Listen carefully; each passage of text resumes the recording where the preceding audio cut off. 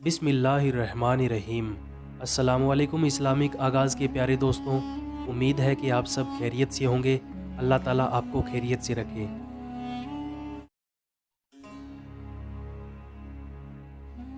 हज़रत आसिम बिन साबित रज़ी अल्लाह ताला अन्हु यह अंसार में कबीला ओस के काबिल फ़ख्र सपूत हैं। यह बहुत ही जांबाज और बहादुर सहाबी हैं।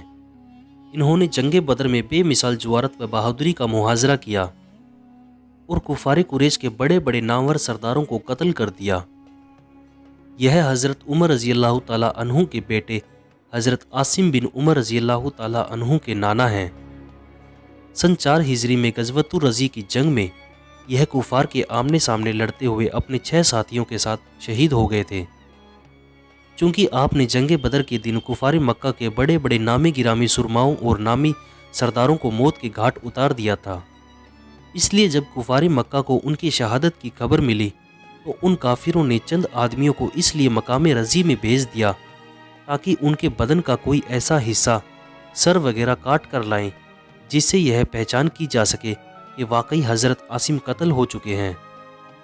चुनांचे चंद कुफार उनकी तलाश में मकाम रज़ी में पहुंच गए, लेकिन जब वो उस मकाम तक पहुंचे तो उन्होंने अल्लाह ताला की ऐसी करामात देखी कि इसको देखकर उनके होश उड़ गए कि आप रज़ी अल्लाह ताला अन्हु की लाश पर शहद की मक्खियों ने इस तरह झुंड बना रखा है कि किसी का वहां पहुंचना ही नामुमकिन हो गया है। इसलिए कुफार मक्का नाकाम व नामुराद होकर वापस चले गए।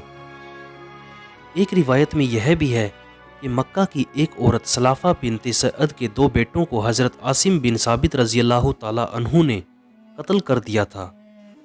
इसलिए इस औरत ने बदले के जोश में यह कसम खा रखी थी कि अगर मुझे कोई आसिम बिन साबित रज़ी अल्लाह ताला अन्हु का सर ला कर दे तो मैं उसकी खोपड़ी में शराब पीऊँगी। चुनांचे उसने कुछ लोगों को भेजा कि तुम उनका सर काट कर ले आओ, मैं उसको बहुत बड़ी कीमत देकर खरीद लूँगी। इस लालच में चंद कुफार मकाम रज़ी तक पहुंच गए, मगर जब उन्होंने शहद की मक्खियों का घेरा देखा तो हवास बाख्ता हो गए। मगर कुछ लालची लोग इस इंतजार में वहां ठहर गए कि जब कभी भी शहद की मक्खियां उड़ जाएंगी तो हम उनका सर काट कर ले जाएंगे। अल्लाह ताला की शान देखिए कि निहायत जोरदार बारिश हुई और पहाड़ों से बरसाती नाला बहता हुआ उस मैदान में पहुंचा और जोर का रेला आया कि कुफार जान बचाने के लिए भाग खड़े हुए और आपकी मुकद्दस लाश पानी के बहाव के साथ बहते हुए समंदर में चली गई।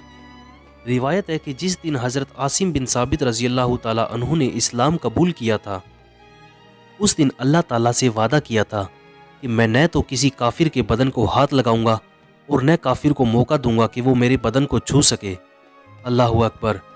यह अल्लाह ताला की शान थी कि ज़िंदगी भर तो उनका वादा पूरा होता रहा, मगर शहादत के बाद भी अल्लाह ताला ने उनके इस वादे को पूरा फरमा दिया कि कुफार उनके मुकद्दस बदन को हाथ न लगा सका। पहले शहद की मक्खियों का पहरा लगा दिया, फिर बरसाती नालों ने उनके बदन मुबारक को उनके मदफन तक पहुंचा दिया।